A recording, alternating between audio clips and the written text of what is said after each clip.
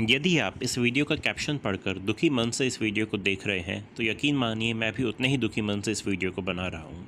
इसरो जो कि हम भारतवासियों की हमारे भारत की पहचान है।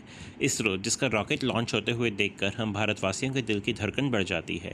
उसी इसरो का फ्यूचर भारत में कितना सिक्योर है आज उसके बारे में हम चर्चा कर रहे हैं। ये है इसरो के x chairman doctor S Somnath और इनका एक इंटरव्यू बहुत वायरल हो रखा है जिसमें ये बताते हैं कि जब इसरो रिक्रूटमेंट के लिए आईआईटी में जाती है तो इसरो का पे स्केल सुनकर उनका पैकेज सुनकर जिन स्टूडेंट्स ने अप्लाई किया होता है उसमें से 60% स्टूडेंट्स उस रिक्रूटमेंट ड्राइव को छोड़कर भाग जाते हैं। रीज़न बहुत सिंपल है, इसरो का पैकेज उतना लुक्रेटिव नहीं होता जितना आईआईटी में आने वाली दूसरी एमएनसीज़ का होता है।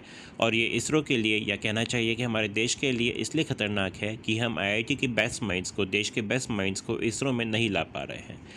अगर हम एक कंपैरिजन देखें तो इसरो में एवरेज सैलरी जो एक फ्रेशर को ऑफर होती है वो 8 से 9 लाख के बीच में होती है। वहीं हम सीनियर मोस्ट लेवल को देखें तो इसरो के chairman 2.5 lakh plus allowance 2.5 lakh के आसपास वो हर महीने अपने घर लेकर जाते हैं।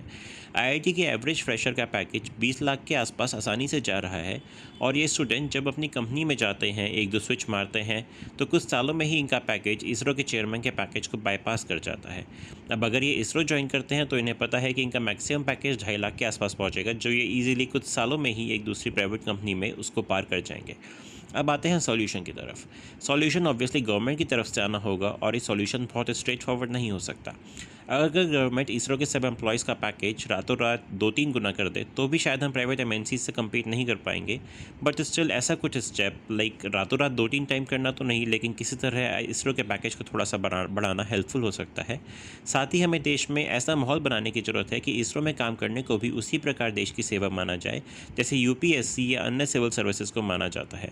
हर साल यूपीएससी क्रैक करने का सपना देखने वालों की तरह इसरो में काम करना भी उसी श्रेणी में आए। ये ऑब्वियसली एक बहुत स्लो प्रोसेस, एक बहुत ग्रेजुअल चेंज हम अपनी सोसाइटी में ला सकते हैं। गवर्नमेंट इसके लिए क्या करती है, क्या लॉन्ग टर्म या क्या शॉर्ट टर्म स्टेप्स लेती है, इसका हम सबको वेट होगा। उम्मीद है जल्दी ही इसरो देश के टॉप टैलेंट को ट्रैक कर पाएगा और तभी हम विक्रम साराभाई जैन सर के सपने को पूरा कर पाएंगे।